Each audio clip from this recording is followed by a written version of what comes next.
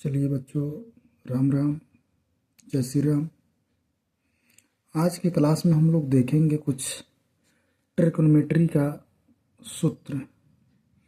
जैसे साइन 0 का मान निकालना हो कैसे निकालेंगे, साइन 30 का मान निकालना हो कैसे निकालेंगे। आप लोग ऐसे इसको याद करते होंगे, लेकिन हम चाहें तो इसको ज्ञात भी कर सकते हैं, जिसके लिए कुछ यहाँ पे मेथड दिया हुआ है। आप लोग इसे क्रम से समझिए, मैं इसको बताता हूँ कि कैसे आप इसे आसानी से निकाल सकते हैं। पहले रूट में रख देना है 0, 1, उसके बाद में 2, उसके बाद में 3 और उसके बाद में 4 ऊपर अंश के रूप में, और नीचे लगा देना है 4। 0 के नीचे 4, 1 के नीचे 4, फिर 2 के नीचे 4, फिर 3 के नीचे 4 और 4 के नीचे भी 4। लास्टली हम कह सकते हैं ये कि √0/4। फिर से कह सकते हैं 1/4। फिर से कह सकते हैं कि √2/4। फिर से कह सकते हैं √3/4। फिर से कह सकते हैं √4/4।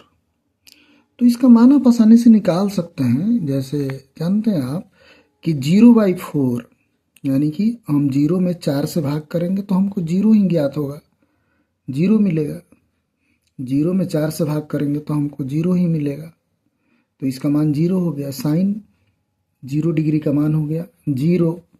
फिर से अगर हम √1/4 का मान निकालते हैं तो क्या हो जाएगा, √1 का मान 1 होता है और √4 का वैल्यू 2 निकलता है। तो मिल गया हमको रूट से बाहर निकल गया 1/4, यानी कि 1/2 के रूप में। फिर 45 में चलता है तो यहाँ पे 2 से 2 को भाग करेंगे तो 1 आएगा, फिर 2 से 4 को भाग करेंगे तो 2 आएगा। तो रूट से बाहर क्या होगा, 1 का तो रूट तोड़ेंगे तो 1 हो जाएगा, लेकिन √2 का कुछ नहीं निकलेगा, तो √2 का √2 ही रह जाएगा। और नेक्स्ट है फिर से यहाँ पे √3/4, तो √3 का वैल्यू रूट में ही रह जाएगा, √3 और 4 का रूट तोड़ेंगे तो हो जाएगा 2। उसी तरह से 4 को 4 से भाग करेंगे तो 1 आ जाएगा, यानी कि √1 का मान 1 हो गया।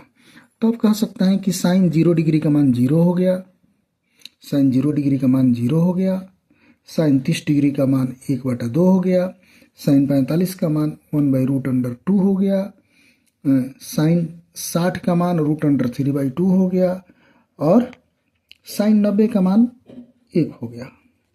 इसको फिर से हम सजा सकते हैं उल्टा क्रम में, इधर से सजा देंगे तो कॉस का मान निकल जाएगा। देखिए यहाँ पे 1 है 90 में, तो इसको यहाँ पे ला दिए, है ना।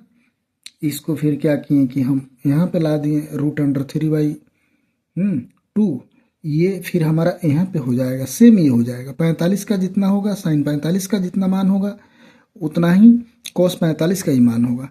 फिर से ये हमारा आ जाएगा 1/2 यहाँ पे आ गया, और ये 0 यहाँ पे आ गया। तो ये काफ़ी सिंपल है, काफ़ी सिंपल है। कोई भी बच्चा इसे आसानी से निकाल सकता है, केवल इसके क्रम को चेंज कर देना है, इधर से यहाँ पे लिखते जाना है, इसको यहाँ पे लिखना है, ऐसे हो गया। ये तो बहुत ही आसान है। फिर से एक और बचा कि हमारा टेन थीटा का वैल्यू कैसे निकलेगा।